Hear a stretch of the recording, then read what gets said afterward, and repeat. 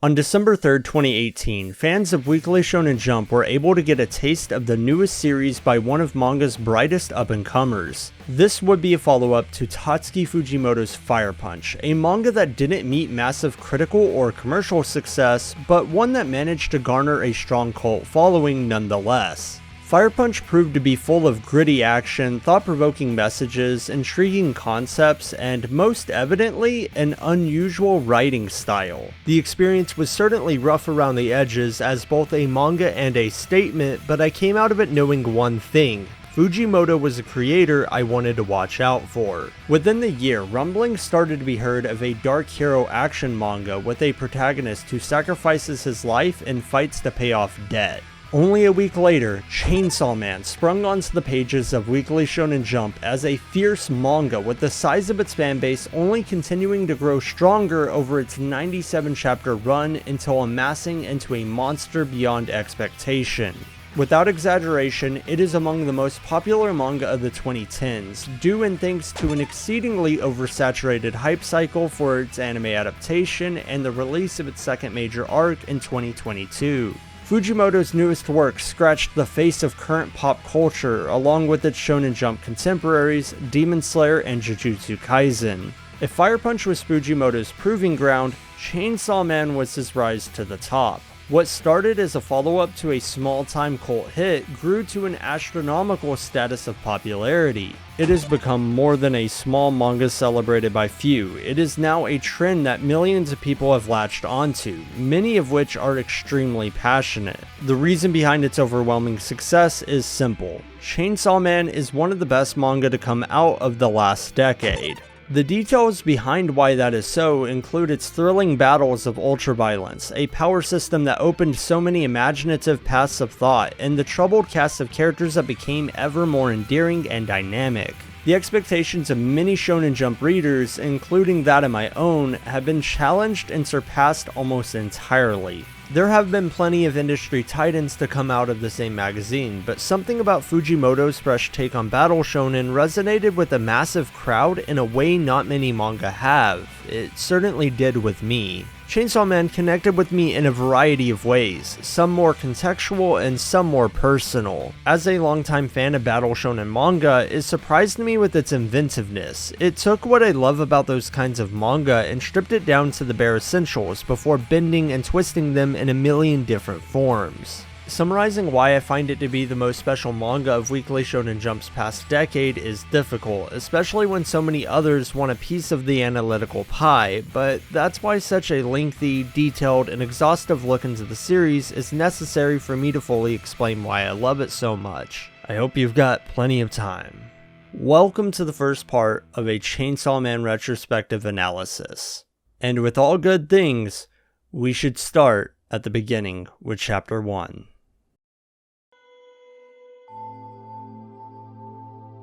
The first page opens up with an introduction into who the protagonist is, or more specifically, his state of being. He is working part-time jobs and has sold multiple of his own organs in pursuit of paying off debt. The page doesn't immediately show his face, but it eventually pulls out to reveal that he is in high spirits despite his dire situation. Perhaps his bizarre-looking chainsaw dog Pochita has something to do with his good mood.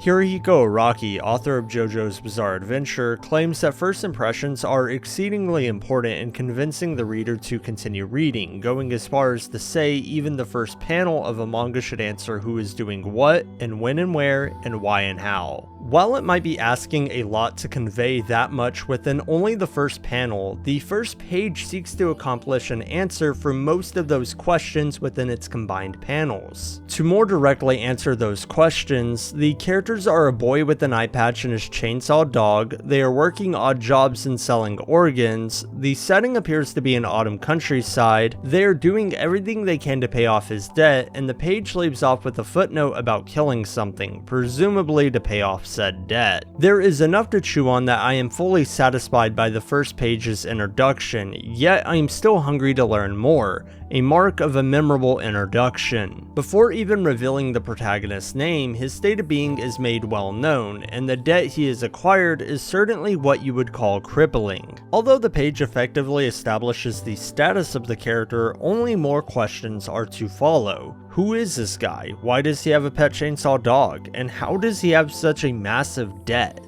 The questions only continue into the next 2 pages, which form a double-page spread that reveals enough to make a strong impression, but leaves some imagination to the mind. The elephant in the room is the first instance of a devil, which is a hideous tomato with tons of eyeballs and human arms. It's effective in communicating what kinds of monstrosities can be expected in this series. It most notably has human features, which serve to make it a mysterious and unnerving creature. This will be a reoccurring trend in the character and monster designs of devils throughout the rest of the story. I quite like this style of semi-humanoid monsters. They're familiar to my sensibilities, but equally unsettling. This beautifully colored spread and its nightmarish blob of a human limb creature creates intrigue and begs the reader to turn the page. Between the narrative hints in the first page and the bizarre design of the devil, Chainsaw Man paints a disturbing picture of harsh realities and horrifying monsters. This is the world that our protagonist will be contending with. However, the first devil is not even allowed so much as a brief fight scene. With only a turn of the page, the enemy is disposed of without a second thought. The reader is not given enough information to know whether the protagonist, now named Denji, is extraordinarily strong or the devil was merely weak enough to take down. The hefty payment suggests that the devil was enough of a threat that not anyone would want to take this job, but notice how Denji nonchalantly steps on its corpse and his lack of injuries. This is distinct from a majority of other first chapters in Shonen Jump manga. For comparison, in Tite Kubo's Bleach, protagonist Ichigo Kurisaki's first encounter with a Hollow, that world's supernatural equivalent to devils, builds it up to be a severe threat, one capable of killing him and his entire family.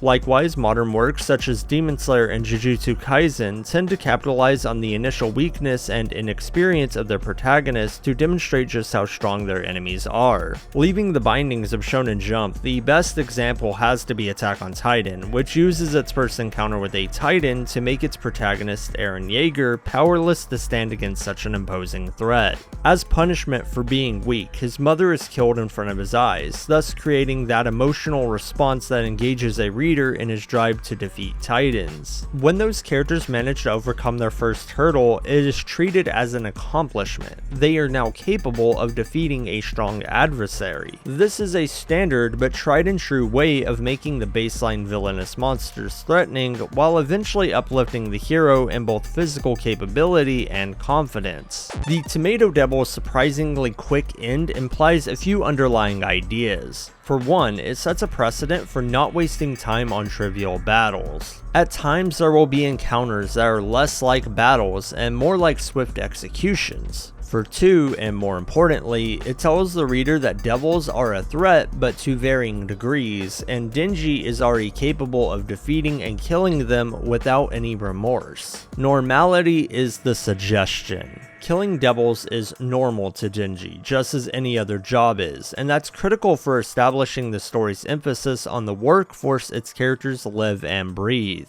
Unlike the previously mentioned shonen manga, Chainsaw Man's protagonist is not called to action by the endangerment of his family or friends, and certainly not because it's the right thing to do. Denji simply kills devils as he's told to, as a way of working off his debt. This is a job, nothing more and nothing less. He kills the devil, his debt gets lowered, and he is left with pennies. Killing the Tomato Devil was just a simple consequence of that truth, and thus, Chainsaw Man immediately places focus on Denji's role in an unfair capitalistic workforce, one that is illegal no less. In comparison, its contemporaries utilize the introduction of supernatural forces to draw out an emotional response from the protagonist. Instead of persuading the reader to emotionally invest in Denji through a hard-fought emotional battle, it's the demoralization of his character as he pretends to eat a cigarette for a mere 100 yen in the struggle of surviving with minimal food that is sure to spark some sympathy. He is even in critical condition, with the implication that he is not far away from dying like his mother did, and he is still expected to get out there and work. His life is a cycle of odd jobs, killing small devils, selling body parts, and eating scraps. He lives a truly and utterly bleak life with little to no hope of escape.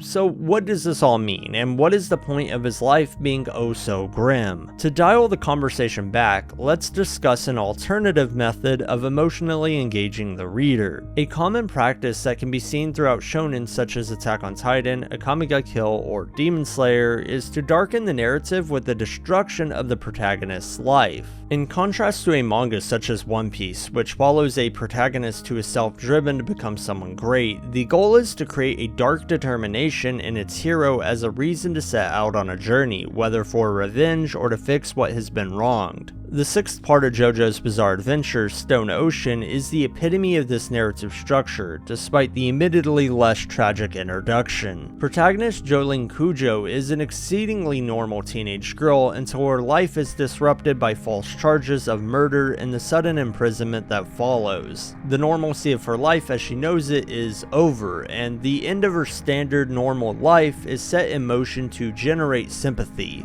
Additionally, her father Jotaro Kujo is put in a compromised state of being, and she must strive to restore both him and her own life. In the broadest sense, these stories are about a good person's life being torn down and their efforts to either rebuild or fight back. It's interesting then that Denji's normal life, the status quo of his existence, is already far and away one of the most hopeless situations in a modern shonen story. Unlike the protagonist that once knew a comfortable life and either try to get it back or go on a revenge quest, Denji has never known those pleasures in the first place. It's the difference between the removal of good things and the absence of good things, a slight difference in wording but a massive change in character development. In a story that uses the destruction of its protagonist's life for an emotional hook, a goal is typically created in response. Attack on Titan is once again a prime example. As a child, Eren witnessed his town being rampaged by titans and ultimately his mother's death. Trauma be damned, this awful event triggers a response of obsessive hatred for titans, and his goal becomes to kill every last one.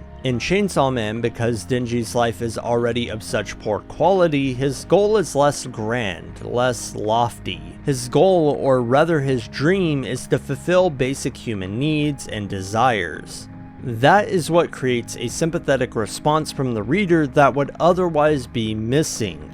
Yet, it's his connection with Pochita that sparks endearment. Much like the pages before, their relationship establishes key ideas that will remain relevant for the remainder of the story, including even that of Part 2. Despite the horrendous living situation he endures, or the awful job he works, Pochita's company keeps him smiling. The two manage to find some amount of happiness solely because they have each other. The reason Denji can continue to live this nightmare with a smile no less is his sole friendship. After his father's death, he inherits an outstanding amount of debt, but he finds an injured Pochita and they make a contract to save each other from certain death. Although years later, it's evident that Denji wants more out of life, as he tells Pochita all his dreams of hugging girls or eating good food. These are not things he can obtain by working his current job, a job that only provides the absolute bare minimum for their survival. The world has been nothing but cruel to him, but these dreams he shares with Pochita are enough to keep him going. This doesn't mean his life is any better, however, it only means it's more bearable. Regardless of his friendship, Denji still lives in poor health, poverty, hunger, and hopeless dreams. That said, as to be expected by the first chapter of a shonen manga, Chainsaw Man still manages to throw a life-changing event at Denji to make the story interesting. He is betrayed by the Yakuza debt collector whom he had been working for, with the revelation that he and his men made a contract with the zombie devil to be its slaves in exchange for power. Caught off guard, Denji and Pochita are relentlessly slaughtered and thrown in the trash. In a state of death, the two make a second contract. Pochita will become Denji's heart in exchange for him living out his dreams. This is the one and only exit Denji has, the single ounce of hope to leave behind this life. It's nothing short of ironic that his quality of life only sees improvement after he loses Pochita. In a trade for his only friend's life, he is allowed to escape his crippling debt and underpaying job, all while healing his numerous health complications, including his heart problems and missing organs. He is, for a lack of a better word, whole.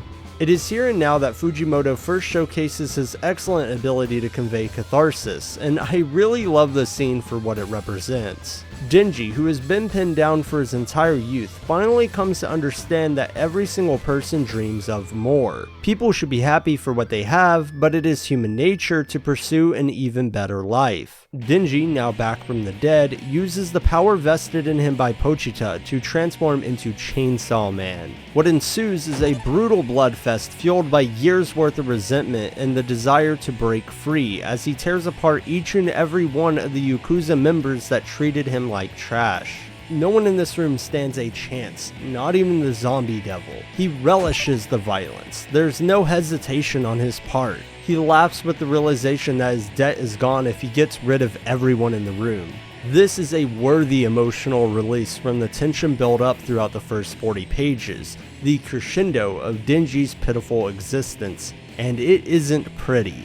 To really sell that catharsis, Fujimoto also shows off his ability to draw intense gore, blood-splattering violence, and chaotic action. His character art may be rough in areas, but his composition is excellent, the contrast of black and white is expertly handled, and his paneling is creative in the ways it bends and breaks the flow of action. A chainsaw head and a pair of chainsaw arms might seem cartoonish, but there are multiple panels that perfectly represent the unique and exciting ways chainsaws can be used as weapons. Be it when Denji runs his chainsaw head through a man's face, or the way they shimmer brightly amongst the dark ink of his shadow and the blood spewing around him. Easily the most impressive paneling in the first chapter, and the strongest argument for this being a cool power, can be found where Denji cuts through one page to the next while attacking the zombie devil. The two panels merge into one, as his chainsaw arm's motion can be seen from either when the chainsaw enters the zombie devil's eye or when it's sliced through in the next page.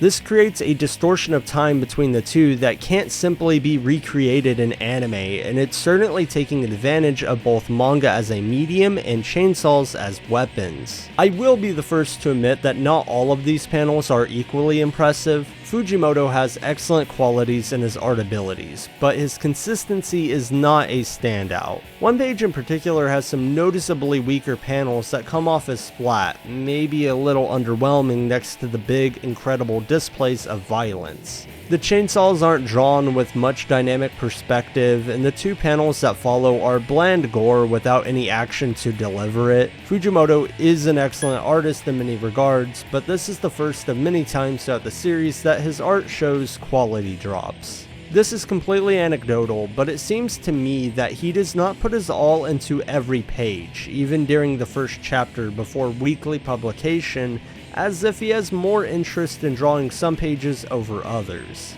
If nothing else, there is certainly a prioritization for the big flashy action scenes. And yes, like previously mentioned, sometimes the character art can be laughably bad in comparison to the more polished and detailed panels. None of this is a major detractor, but it's to say that even someone as skilled at making manga as Fujimoto has his weaknesses and limitations as an artist.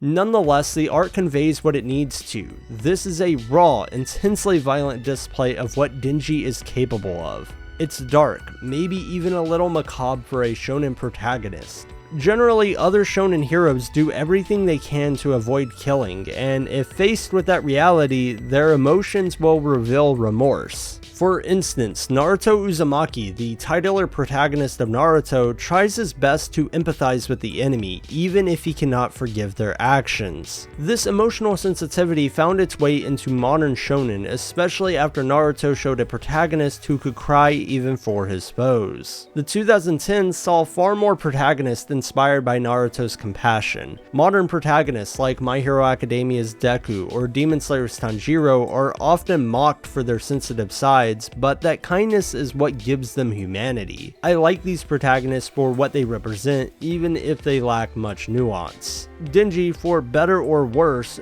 does not fill those same shoes. To find his carnage-filled roots, we need to go back a few decades to a manga that is so influential that its existence is why Chainsaw Man even exists today.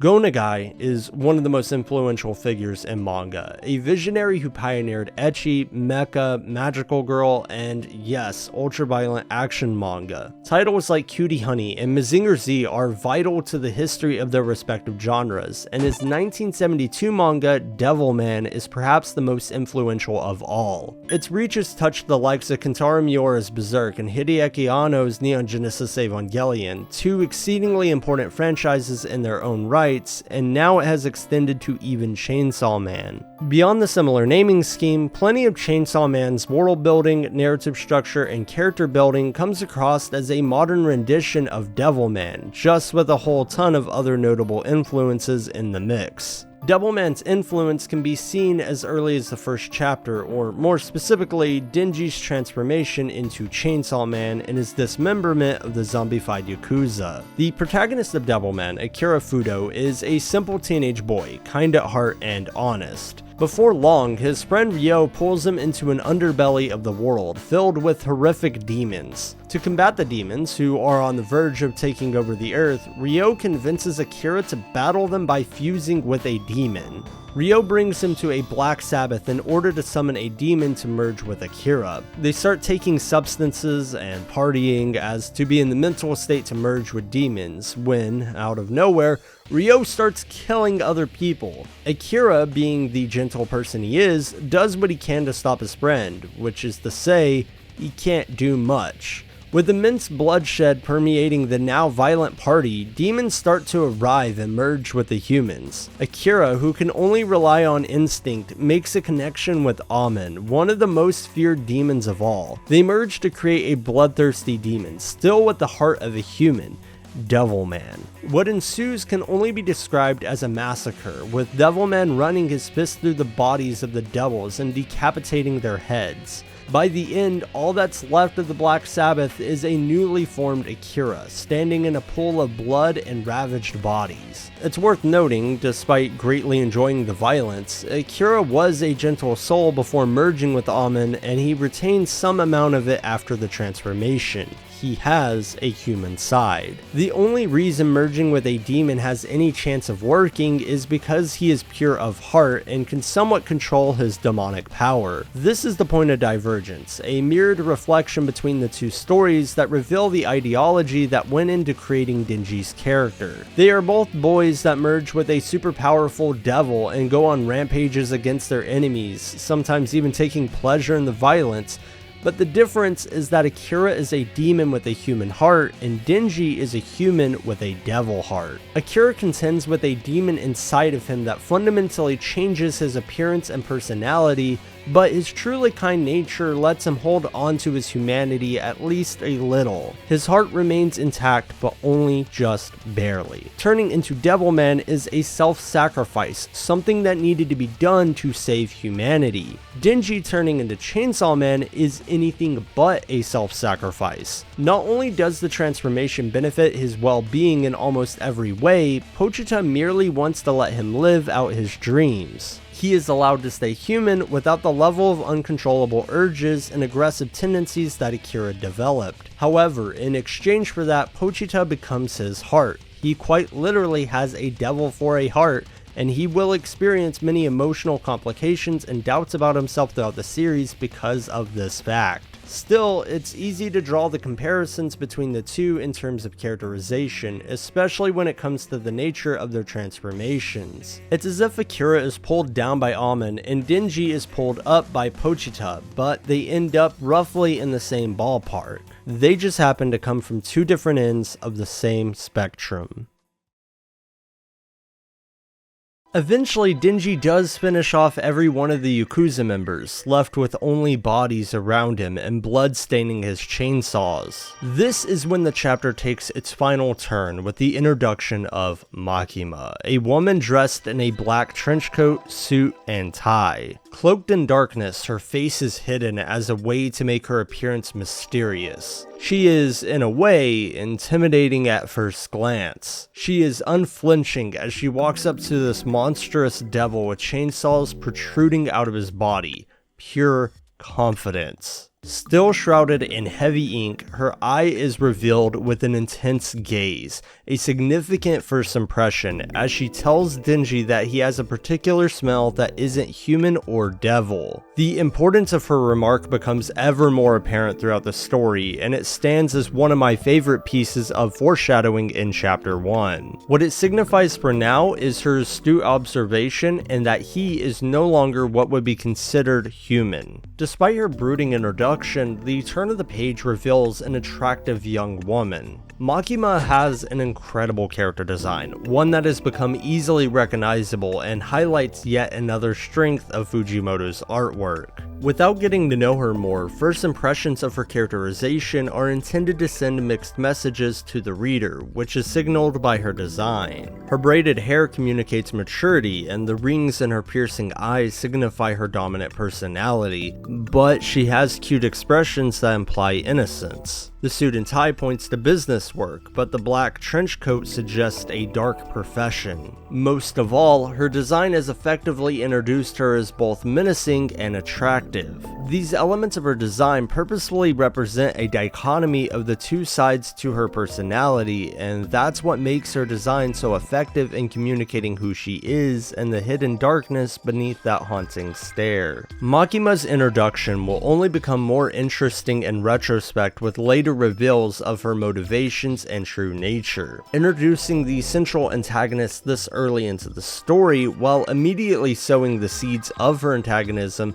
is paramount to why her character works so incredibly well. Her introduction is also just strange when compared to other shonen villains. As Denji stumbles over, Makima catches and holds him close. She tells him that he is human despite what she said before, as if to comfort him. She is caring and gentle, almost in a motherly kind of way. She tells him that if he comes with her, she'll make him her pet in exchange for food. Their dynamic is one of owner and pet. She makes that much clear within their first exchange, but it's the uncomfortable feeling her gentleness gives off that forewarns her abusive power and manipulation tactics that she will continue to use as their relationship progresses. Asking him to be her pet will surely sound off many alarms for readers with any social aptitude, regardless of the promise of food or physical touch, but because Denji has lived a life of such poor quality and with so few meaningful relationships, he wouldn't know any better. She offers him physical and emotional comfort, but then additionally will be able to provide him with the luxuries of life that he has never had access to, such as quality food. Clearly, red flags exist to any sensible reader,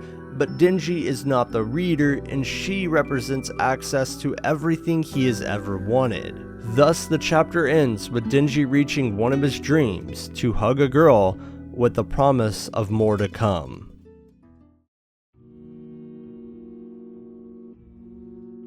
Chapter 2 picks up immediately after the first, with Denji and Makima having a conversation as they make their way to get food. She tells him she'll pay for anything he wants to eat and hands him the trench coat off her own back. Denji claims he's fallen in love with her because she doesn't reject him as a dirty, smelly boy, but his lack of emotional intelligence continues to fail him. She is simply acting a certain way to get the results she wants, but he cannot see that. He reaches a conflict of interest when she demands him to take care of a nearby devil attack before eating his udon. Being a pet means that he has to work to earn what he's been offered. It's that or be put down as a useless dog. These panels remove Makima's cute, attractive expressions as she falls back into dark shadows. She is only approachable when Denji does as she says. Her kindness is a reward, not a privilege given out of a genuine sense of care for him.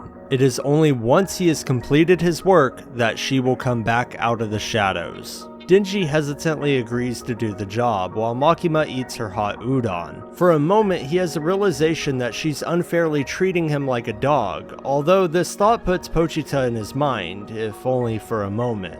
He isn't exactly as happy as he thought he might be. His one friend is truly gone, and he is still stuck doing the dirty work of an unforgiving boss. This leads him to making a mistake in suggesting that the girl he is supposed to save should run away with him and the devil that he is supposed to eliminate, whom she is protecting.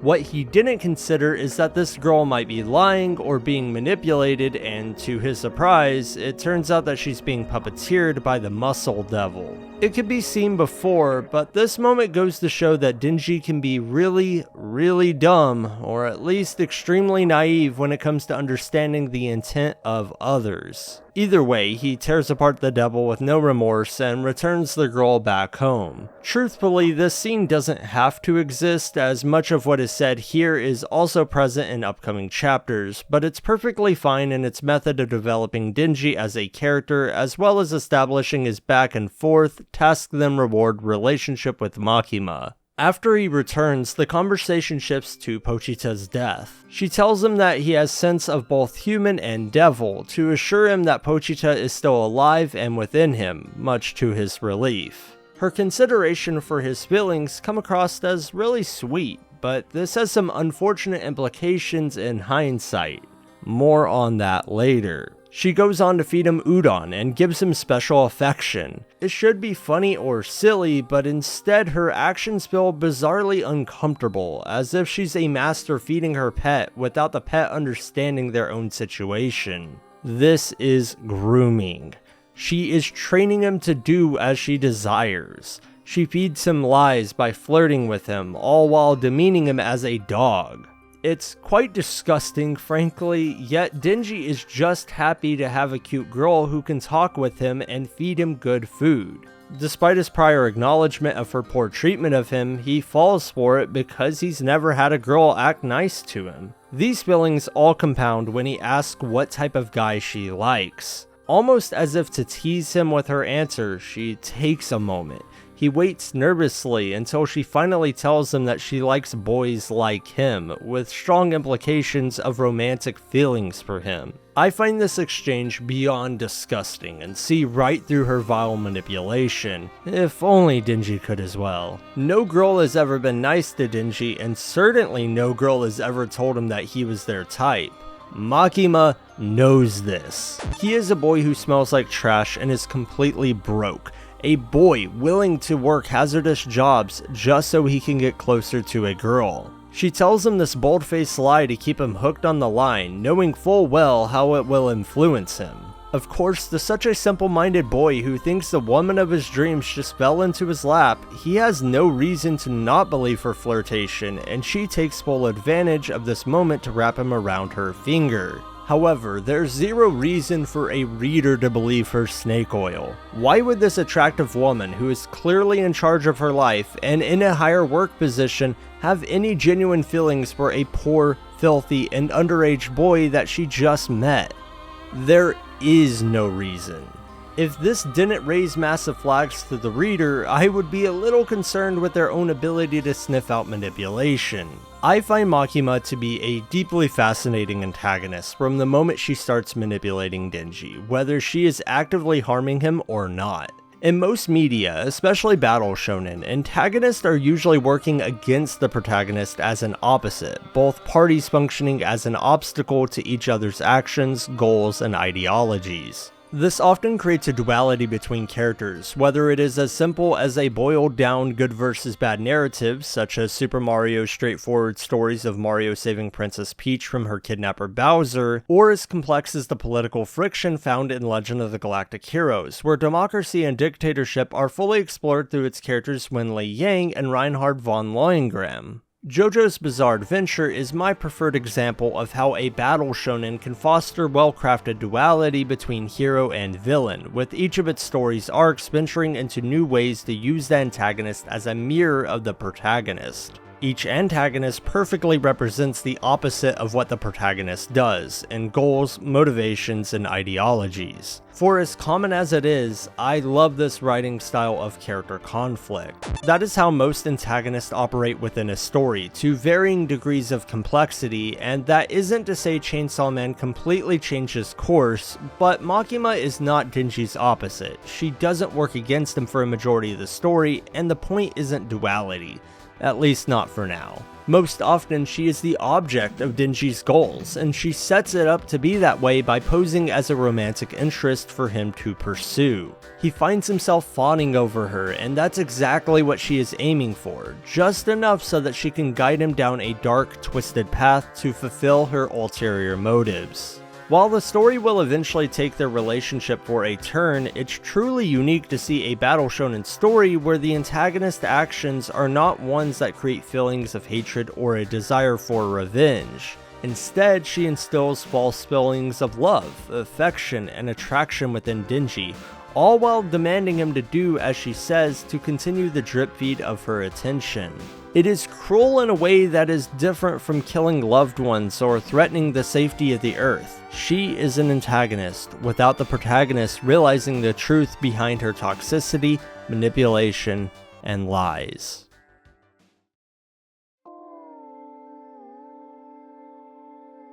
Denji continues to daydream about Makima's answer. He is utterly head over heels for her now, but he's seemingly forgetting why he's here. Even while being introduced to the Devil Hunter Tokyo HQ and public safety, he is lost in intrusive thoughts about having a sexual relationship with her. He has gained a taste of what it feels like to have the attention of a girl, and he wants more. This is setting the foundation for his future goals moving forward, as if to inform the audience that Denji's eyes have been set on sex. I can't say whether or not this goal is something worth rooting for, but it's at least understandable after knowing where he comes from. Unfortunately for him, reality has different plans. He is swiftly changed into his new uniform and put to work. The outfit designed for public safety workers is almost underwhelming, or at least not as exciting as what would be expected out of a battle shonen, and that's kind of the idea. These characters aren't soul reapers from another world like what can be seen in Bleach, or superheroes in training like those of My Hero Academia. Even in comparison to the uniform military design outfits of Fullmetal Alchemist, these worker uniforms are fairly drab. Despite the job title being Devil Hunter, it is treated as if it is a real-world job that requires suits and ties, not flashy outfits or personalized styles. It is only in how the characters choose to wear the outfit that allows little personal flourishes, such as wearing the suit buttoned up or wearing the pants waist high. Otherwise, their uniforms go a long way in supporting the believability of public safety as a workforce. I don't see these outfits and fantasize how cool it would be to live as a devil hunter. I just envision normal, mundane work.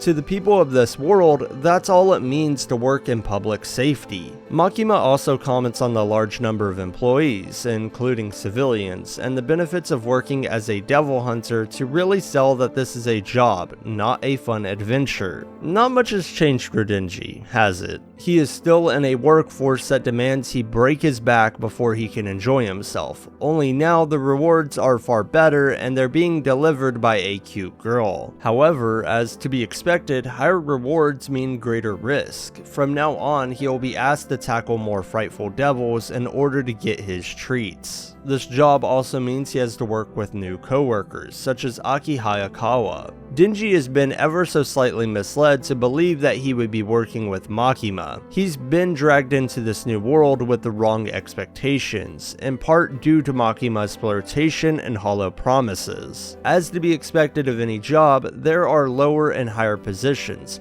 Denji is not of equal rank to Makima, yet despite the enormous gap in their work experience, she sneaks in one sliver of hope by telling him that if his performance is good, they can work together in the future. Yet again, she is incentivizing him to do as she says with herself as his reward. Aki pulls Denji out of the office to go on patrol, their first task together. As they roam the streets, the difference in setting is highlighted with a cityscape of 1997's Tokyo and crowds of people walking through their daily lives. The chapter's name, Arrival in Tokyo, points to how this is the beginning of Denji's new life in Tokyo, leaving behind all that he knew.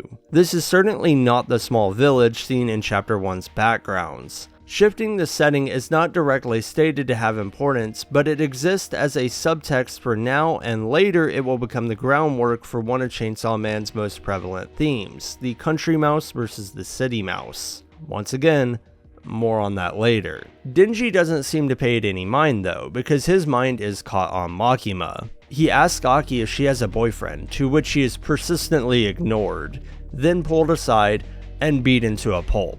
Aki unleashes some frustration that the reader might be having because of Denji's short-sighted infatuation with Makima. He reaffirms that this world is not easy to live in, and devil hunters need more than small-time motivations if they don't want to die. Unlike Makima, who will eventually take the role of the story's main antagonist, but currently exists as a comfort, Aki is introduced as an extremely hostile personality to contend with. He attacks Denji's moronic way of thinking, as if to say working in public safety only in pursuit of a girl is a worthless motivation. There is no comfort in his words. Although there's a shred of genuine kindness in his actions, however aggressive he may be, as he tries to leave Denji behind, thinking he would only get himself killed over his interest in Makima. Perhaps Aki is a tad cruel, but he is doing what he can to keep a kid out of his own horrific world. Still, his words put the validity of such motivations into question,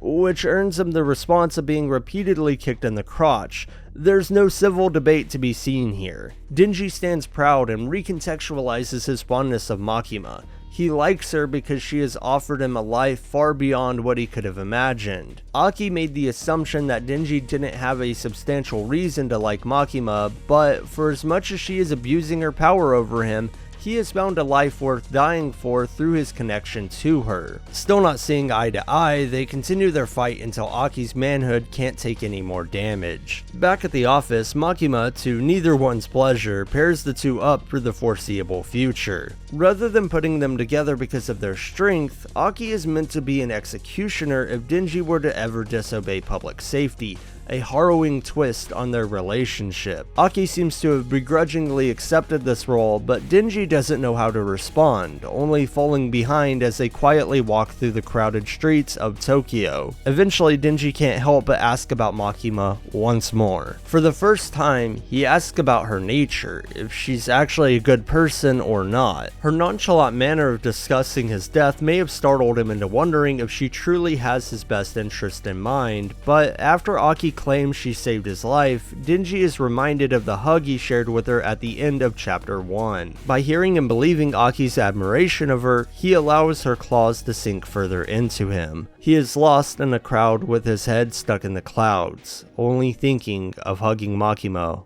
once again.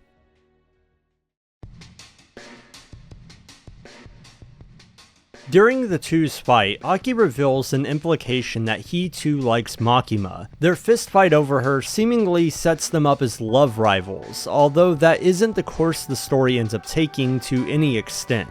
Instead, he is made to be Denji's caregiver, semi-parental figure, and observer, who is instructed to kill him if the need were to arise. Because of their heated conflict, one might be tempted to compare his character to other shonen rivals, but his role within the story would suggest otherwise. They are not on equal footing. One has a higher seniority and the other requires to be watched like a dog. If he were a rival, he would be competing against Denji in some measurable way, or their goals would point in the same direction. In the case of Sasuke Uchiha from Naruto, one of the most recognizable rivals in shonen manga, his main goal is to prove himself strong enough to defeat his older brother Itachi, but it's the ever-growing strength of Naruto that causes him to doubt his own capabilities. He begins working harder to overcome Naruto as an obstacle before he can reach his main goal. Meanwhile, Naruto wants to be acknowledged by Sasuke and pushes himself to great lengths in order to earn that respect. Naruto's improvements cause friction in their rivalry, as he is pursuing the acknowledgement of Sasuke, but his sheer rate of growth compels Sasuke to try other kinds of training,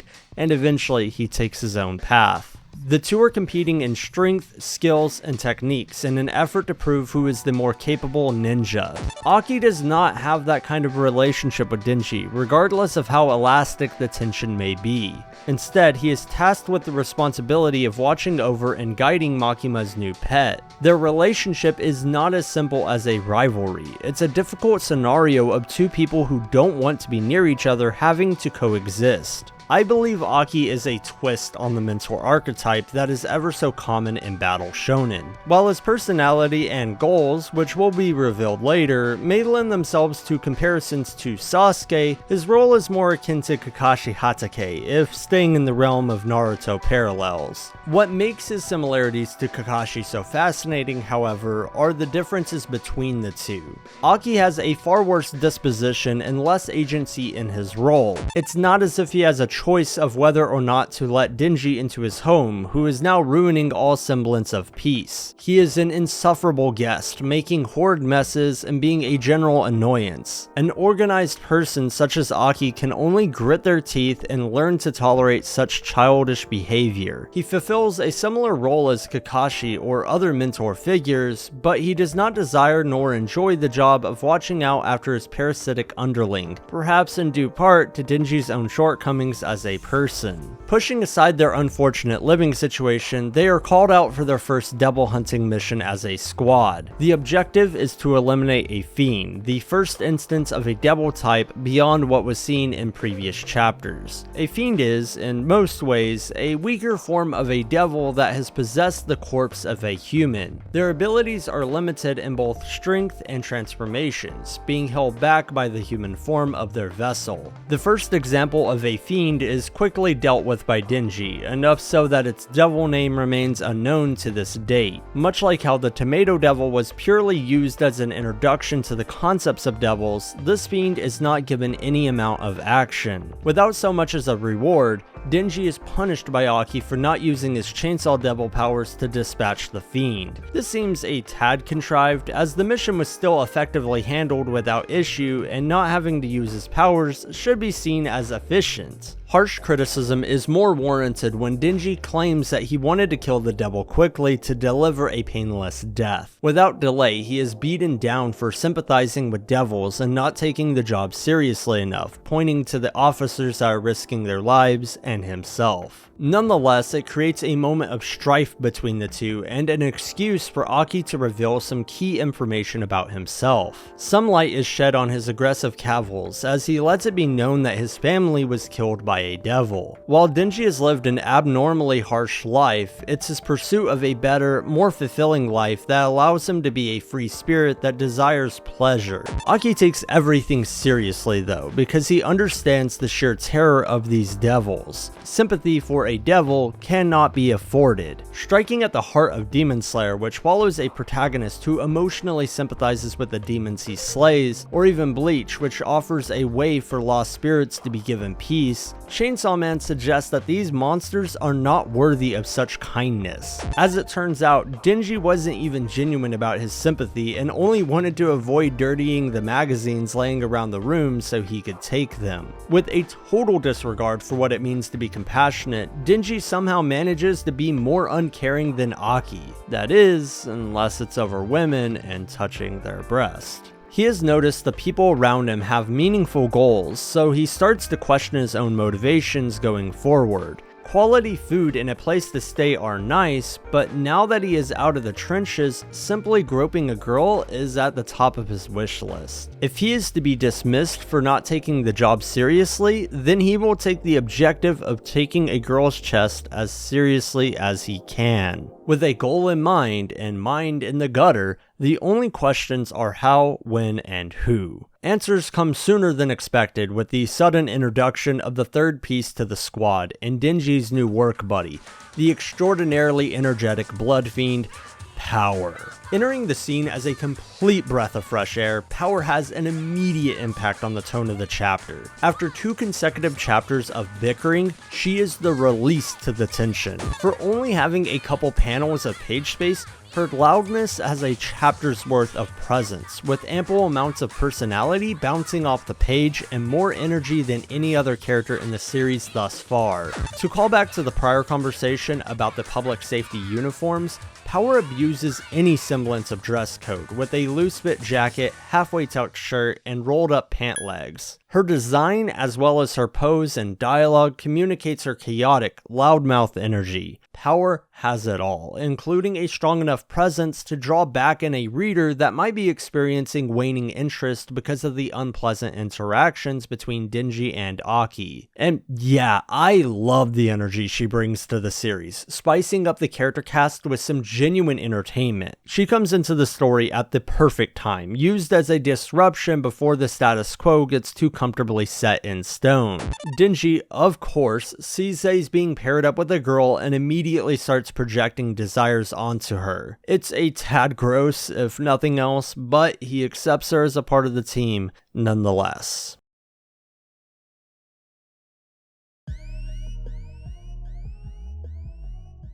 The introduction arc of Chainsaw Man is relatively good, if almost a tad underwhelming in the grand scheme of the story. While the first chapter has some intensely gory action and harsh character writing, the 3 following chapters are mostly comprised of introductions for main characters, forming the core relationships relevant to the story, and establishing the status quo of Denji working for public safety. In essence, this arc seeks to be what it's named for, an introduction into what makes Chainsaw Man interesting. Unfortunately, most of what makes the series a compelling commentary on grooming, manipulation, and work culture can only be fully appreciated in the context of the rest of the story's revelations. Returning readers can enjoy seeing the beginning of the manga in a new light that reveals more about the true nature of its character writing, but for first-time readers, their interest is mostly going to hinge on how engaged they can be in Denji's dreams of a bigger, better life. That's why Chapter 1 stands out so much in comparison to the other 3. The dreams of a poor boy living a life of miserable quality are sympathetic. Chapter 1 does a significant amount of legwork to engage the reader with Denji and his story, enough so to carry a reader's interest through these other chapters that are in place to establish other pieces of the story. As expected, there are limitations to any introductory arc, especially one so small, yet Chainsaw Man manages to make its mission statement. Chapters 1 through 4 make it known that the tone has a range of comedic, melancholic, aggressive, and exciting, while carrying enough food for thought to justify continuing into the next segment of the manga, the Bat Devil arc. Well, that was the first video in what will be a massive, multi-part analysis of Chainsaw Man. I somehow managed to find nearly an hour's worth of discussion on only the first 4 chapters, so wish me luck with future arcs. I already have the Bat Devil arc fully scripted, so that'll be coming before long. Hopefully people like this enough to warrant making more of these, given just how much more work this took compared to my standard 20 or 30 minute videos. But nonetheless, thank you for watching, and I hope you continue to follow this project.